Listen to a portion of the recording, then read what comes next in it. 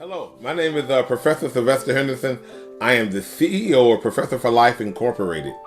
At Professor for Life Incorporated, I interview very well-known academic and professionals. And I am so honored this evening to interview a friend of mine that I have known for, God, 40 years, 40 plus years. Reverend Mark Toney. He was the former pastor of the New Mount Vernon Baptist Church in San Francisco, California. He's the current resident now of Lexington, South Carolina. And we're going to be coming and talking about leading with faith, how African American pastors inspire change and support their communities. So welcome, Reverend Toney. Thank you, Professor. I appreciate it. I'm very delighted and grateful that you brought me on today, and I feel it's a privilege. It's a privilege. Thank you. Now, you know what, Reverend Toney, I have just 5 simple questions for you. How have African American pastors historically balanced their spiritual responsibilities with activism on issues such as racial justice, economic equality, and voting rights? And I don't like to downrate the church because I am actually a part of the church. And I think from my perspective, I grew up in the 60s, and coming up in the 60s and the 70s, the pastors were very, very involved. Of course, with Dr. Martin Luther King, even my great grandfather, the late Joseph P. Toney, he was a pastor, and he was very much involved, as an activist, and even standing with Dr. King and some of those, and that was a part of that movement out of Memphis, Tennessee. And one of the greatest things that I like about then, because I think some of what they did move and fight for, some of it kind of set us back some. Such as the desegregation. I do believe that. And I know lately there's a lot of people been really ripping into Dr. King, which I don't like. But that's just how some of us like to posture ourselves and try to stand on the shortcomings of others. But he did some great things. And one thing he did was he brought us together. He brought us together.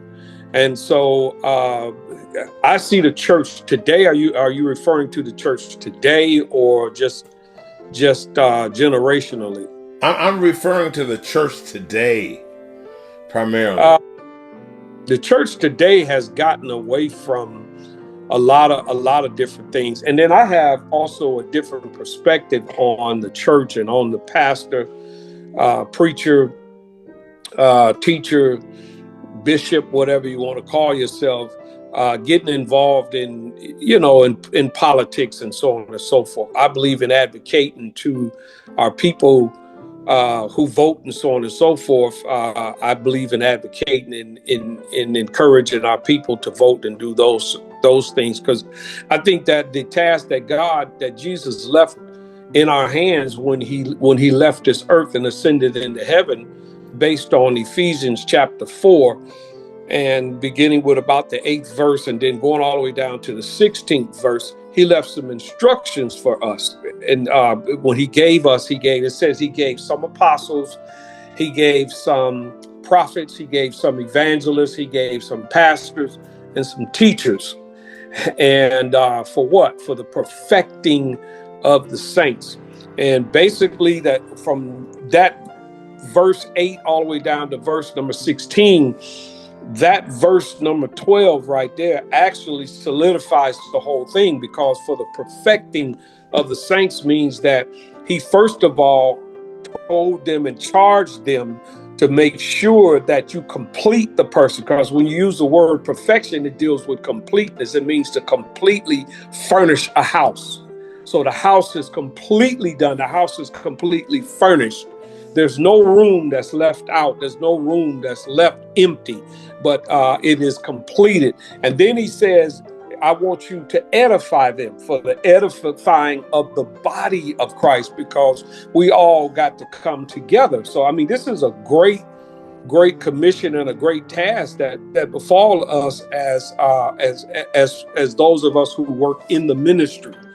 And I don't think we should have time for politics, because how do we edify it? How do we completely furnish the church, or the individual church? That's every individual Christian. And he sums it up in there. He says that, first of all, I don't want you tossed to and fro by every wind of doctrine. And we know we got a lot of craziness that's being advocated now, especially across the internet. And then some of our preachers and pastors, let me not say some of our preachers and pastors, but since I'm a part of the church, then I'm a part of the whole situation.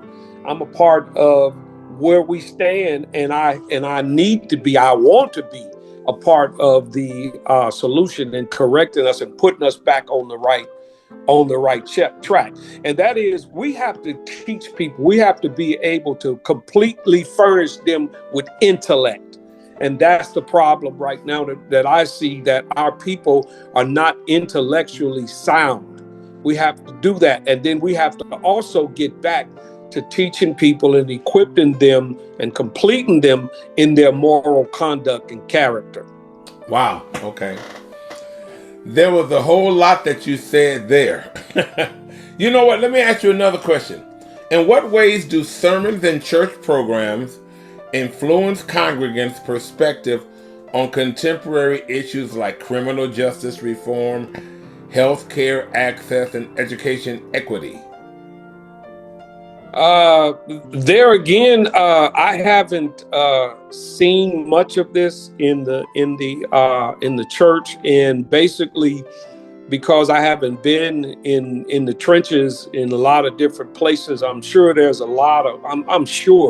a lot of preachers who are dealing with a lot of these different issues. There's one church I do know in Atlanta, Elizabeth Baptist Church, and a friend of mine who used to pastor in the Bay Area, he's moved to Atlanta, and he's a part of that church. And so that church is very, very involved with a lot of different issues, a lot of different social issues, criminal justice, and all of these things, because we haven't seen criminal justice, not for Black people, not for our people, for far too long. And even though they said that we were going to have some adjustments there, we haven't seen it yet. As a matter of fact, part of that reparation package that the governor of California supposedly put together, and some of the bills that he put together, one of them was supposed to be reshaping the criminal justice and so on and so forth. Wow. Tell me, let's digress for a second. How do you feel biblical teaching and just theology can help to improve life for African American men who have been wrapped up in the criminal justice system? Well, I think salvation is the key. If I was to give my testimony, I came to Christ and came to God while in jail, while locked up. I wasn't in a church and the preacher gave an invitation and I came down. No, I gave my life to the Lord while I was in jail. And salvation is what can help to turn people around, because if those who's in the criminal justice system were to come to the Lord, and then they are led properly and the right way, because you'd be surprised how many of these people have giftings outside of what they did as a criminal, with selling drugs or robberies and so on and so forth. Many of them have a lot of different skill sets. And I believe that's one thing in the church, and it's a big passion of mine, is to teach some of these individuals, and also to help nurture and bring out some of those giftings that they have. But definitely salvation through Jesus Christ. Wow. Okay. Thank you. Number 3, how are African American pastors navigating generational differences within their congregations regarding approaches to social change and political engagement? How are they navigating? How are they going through the church generationally? Or how have they helped, in other words, how have they helped improve social change and political engagement? For what we see as a whole, because here again, we can only base it on where we've been, where our church is, and what we see on TV. What we mostly see in mainstream on television in the contemporary church is we see a lot of prosperity preaching. We see a lot of teaching, playing to the emotionalism of people, to get people to do some of the things that, some of the preachers want to do. And mainly it is to raise money. Let's be honest about it. And it saddens me. And I'm making myself a part of this. I'm making myself a part of the church that's moving into that direction. And then you have some of us who don't know how to transfer and understand that we in a whole nother different demographic, many of us, and we have to understand also that the times are different, and we have to be able to sit down with some of the younger people and the young adults and so on and so forth, and talk to them and see where their heads and their focus are. And I've done some of that. And most of what I've been told basically is that we don't want to hear none of these fake preachers and trying to be hip and trying to do things and put together programs, that kind of come to their level and speak to them. They don't want to hear that. They don't want to hear that. All of them told me that I asked that question. All of them told me, stick to the word. Stick to what God called you to do. Because if you don't do that, you're going to come off as fake to them. You're going to come off as fake to them. And many times these youngsters and young adults and so on and so forth, when they have problems and issues, they go to the Bible. They do. They don't want to have somebody speaking hip to them and trying to talk on their level and so on and so forth. They want that word. And so many of them are then they on their own. So what you're saying is that a lot of the young people that you've engaged with, they simply want more truth and more theological based solutions, and not churches and pastors or laypersons in the church trying to come up with tricks and different ways just to engage them. They really want to be engaged in a value of honesty. Mm-hmm. And the value, and to them, the honesty is really the Bible. That brings me to another question. What role has African American churches played in fostering community resilience during times of crisis, such as public health emergencies or incidents of racial violence, killings, murders? There's been an enormous amount of media attention around ministers being killed for a variety of reasons, having affairs, COVID, stealing money, all these sort of crises that are happening in the church. You can go online any day, and now all throughout, not just the African American church, but the church in general. How should the church respond to these sort of matters? I think that we should respond the way we used to respond, and that is through prayer. The effectual fervent prayer of a righteous man accomplishes much, the Bible tells us. And we don't see praying too much praying anymore. If my people who are called by my name will humble themselves and pray turn from their wicked ways and seek my face, then shall I hear from heaven, and I will forgive them of their sins, and I will heal their lands. God also lets us know that when we are going through crisis, that he's not going to step in and repent and turn that crisis around until we realize that we don't have the strength and power within us. He has the power. The same God that screwed off Pharaoh's chariot wheels, amen, can screw off the chariot wheels off of any of our issues that we face. Black people have suffered for hundreds of years, and we have overcome a lot of things that a lot of different cultures and races couldn't stand. They wouldn't survive one day. We've lived through starvation. We've lived through homelessness. I mean, so we know how to survive, and I believe that God has caused a lot of things to befall us because of our disobedience, and because we all have always strayed away from his presence and his word and so on and so forth.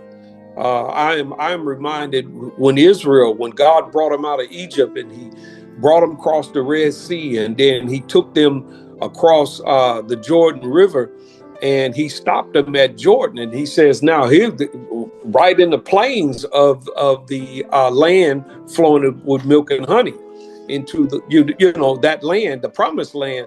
And God says, wait a minute, I need to have the reproach of Egypt rolled away from you.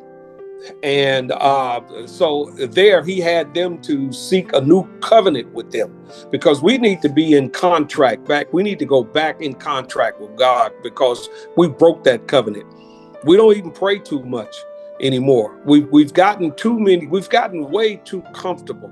And the reproach and the influences of the United States and this present place where we reside right now, we've let that reproach and the influences of it influence us away from the principles that brought us to this place, even way back from slavery. Wow. There is a lot of truth to that. A lot of us don't pray enough. A lot of us don't really get messages over the pulpit Sunday about prayer, and really about the power of prayer, about how Right. our prayer and belief. I think society is so really bombarded with social messages that a lot of times the clergy are influenced by what's the popular topic for the day, as opposed to what is the biblical message that should be taught. Mm-hmm. Absolutely. How can African American pastors collaborate, or do you believe that African American pastors should collaborate with civic organizations, policymakers, and other faith leaders to address systemic challenges while maintaining their theological integrity? Well, once again, we have to come together, and not come together in a clash where one is trying to show that he knows more, he's got more information or more Bible than the next, without come together without having individuals wrestle to see who's going to lead, because it's not about leading, because God made a promise to us in Zephaniah that he was going to bring us all together, and there would be one language, and we all would come together through that one language, and we all would declare, God's goodness and so on and so forth. If you allow me to paraphrase that, and every voice and every tongue will confess that He is God. And that's what I believe. I believe we need to come together. We need what Dr. King and many of the leaders had back in the 60s, and how they were able to bring us together. Even Malcolm X, and how he brought I think it was something like close to 2 million people together in such a short period period of time. And I look at, if we came together as Black people, I think right now they're seeing it's like 72 give or take million of Blacks in America. And out of that 72 million, we are consumers of over $2 trillion that we spend as consumers in this country. And what if only a fraction of that 2 trillion that we spend, we came together? We could have banks, we could have our own businesses, we could have corporations, we could create jobs, and we don't have to go to the government and get mad because they cut off SNAP and all of that, because we have it right among us, but we won't come together. And that's the issue. And we have to come together. Wow. Well, Reverend Toney, one of the, to kind of go back and recap, first of all, I want to thank you for taking the time to answer these 5 questions.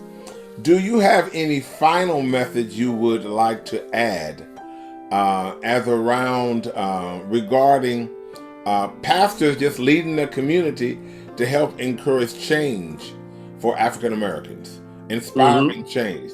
Do you have a final message? Because everything you said, especially around basically creating Black Wall Street or revitalizing Black Wall Street, because there was a time where back in the Oklahoma area where they did have Black Wall Street. It was always a challenge because the dominant culture would burn down the businesses and burn down the banks, and but the African Americans were very persistent and they built them back again. And so I just want to ask, do you have any final message for leading with faith, how African American pastors inspire change and support their communities? Any final words you have? Yes. Once again, I will have to just say that we have to do as Ephesians chapter 4 states, and then in that final verse that I said you should look at, verse number 16, and it talks about the whole complete body, because we really are one people. We are one body. When one of us hurt, all of us is hurt. When one of us is wounded, we all are wounded, because the Lord said through love, through unity and love, the body is edified. The whole complete body is edified through that. We just saw, I saw a very disturbing, I don't want to mention the pastor's name, but it was an incident that happened in a church, and they were raising money, and with this congregation, and he has a pretty large congregation, but he came back and he announced that they had raised in one day, they had raised almost $700,000 in one day with just a small piece of congregation. What more can we do in our communities because we can't do it without money? The Bible says money is the answer to all things. Many of us believe that money is the root of all evil, but no, it's the love of money that's the root of all evil. But Proverbs tells us that money is the answer to all things, because you can't raise a family without it. You can't eat without money. You can't you can't buy a house without money. We can start banks. We could do a lot of different things. And man, when you're talking about 2 trillion.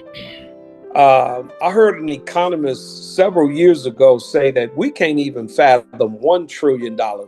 He said, if you went and you went back 2,000 years to when Jesus walked this earth, 2,000 years, and you spent $1 million every day, 365 days a year, times 2,000, and spent $1 million all of those days, that would not even equal $1 trillion. That's only $770 billion. Now, can you imagine what kind of change we could make? And I'm just hoping that somebody could rally us and really bring us together, and we can make a serious impact. As a matter of fact, what is that that young, what country, what is place is that over in Africa? Ibrahim, the young president or prime minister over there, and he I don't was know. okay. He was making a cry just recently to all black people all over the world to come together, and he was saying under the real Christianity, because Christianity is not about preaching, bring offerings so we can buy equipment and so we can build buildings, but Christianity is really about sacrifice. It should be a weekly and daily sacrifice, and he's calling for all black people around the globe to come together in some form or fashion. Come together. And if we do that, we got so many different skills, building skills. We've just about invented almost everything that is used today in modern society, even from the computer down to a traffic light. And That's so right. that would be my message. Let's really truly come together, and I think that it can start with a small group. It can start with a small group, and it can mushroom from there. Wow. Well, listen, as the CEO of Professor for Life Incorporated, I want to thank you. I love you dearly. We've been friends for a long time, but Likewise. I really enjoyed hearing your responses to these 5 questions. And one of the things that I can always say about you, Reverend Toney, is just that as long as I've known you, you always answer everything according to biblical principles. I've had an opportunity to interview various ministers. Some are not as, I don't want to say faith-based. Some are not as passionate about the baseline Bible as you are. But one of the things I do respect about you is your evangelical approach to answering questions. Because at the end of the day, from what you're saying, our belief is to look up and look to God and follow His principles. And if we do Absolutely. that, our lives will improve. And To come last, on. if we don't do that, if we don't come back to God, reestablish that covenant, and we don't go back and start to pray, we will continue to have problems. We will continue to suffer until we get to the point where we can't rely on none of our strength, and then at that point we'll come to God, and hopefully that's not too late. That's right. Well, be assured, hopefully before the Lord give me eternal rest, I will make it to Lexington, South Carolina to come and see you. That's that's North Carolina, not South Carolina. Okay, that's North Carolina, right? Yes, sir. Yes, sir. Okay, God bless you. Thank you, and have a good afternoon and good evening. You too. God bless you. Love you, brother. I love you too. Take care. Be blessed.